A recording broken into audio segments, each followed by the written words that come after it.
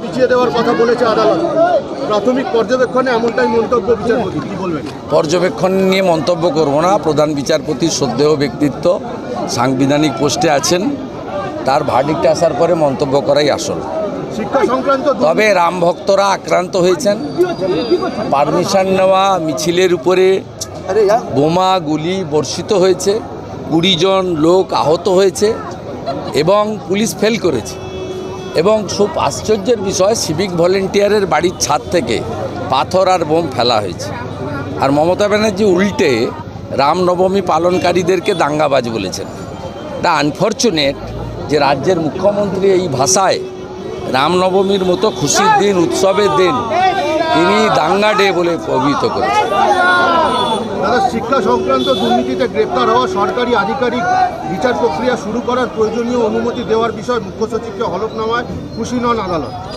আমি অবজারভেশনে বলি না, আবার বলছি, অর্ডার যখন ইস্যু হবে। দেখা যাচ্ছে এসএসসির যে রায়টা দেওয়া হয়েছে, এদের চাকরি প্রার্থীরা খুব দ্বন্দ্বে রয়েছে।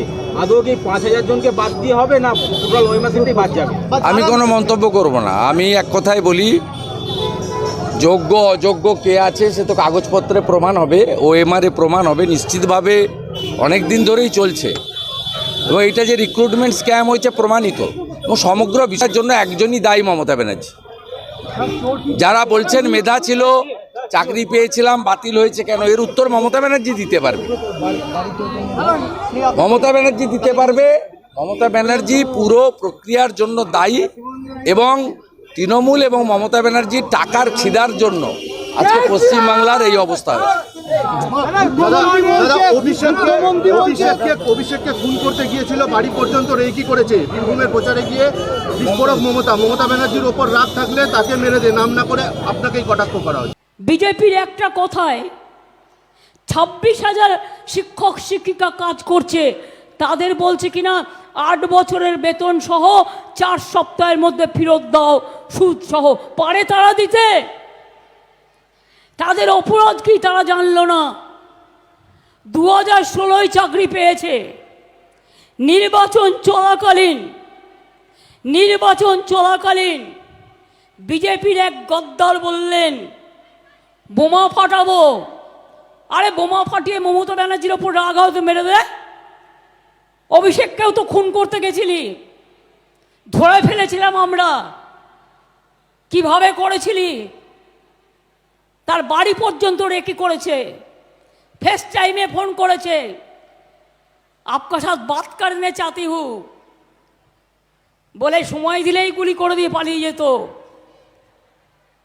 এরা চায় যারা ওদের বিরুদ্ধে কথা বলে তাদের মেরে দাও। আপনি জানলেন কি করে? নাম না করে আমাকে কথা শুরু করেছেন। আপনি জানলেন কি করে? আপনাদের এই গল্প ফাঁদাগুলো বন্ধ করুন। মমতা ব্যানার্জির সাহস থাকলে আমার নামটা বলবে, উত্তরটা আমার কাছ থেকে নেবেন। আর ওর বাড়ির কারোর দিকে রাস্তার নেড়ি কুত্তা তাকায় না।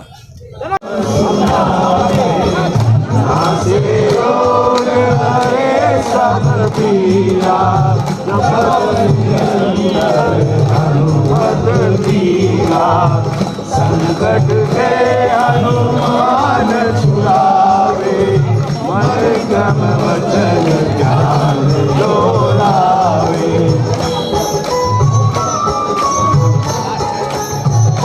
হাওড়ার রামসীতা মন্দিরে বিরোধী দলনেতা শুভেন্দু অধিকারী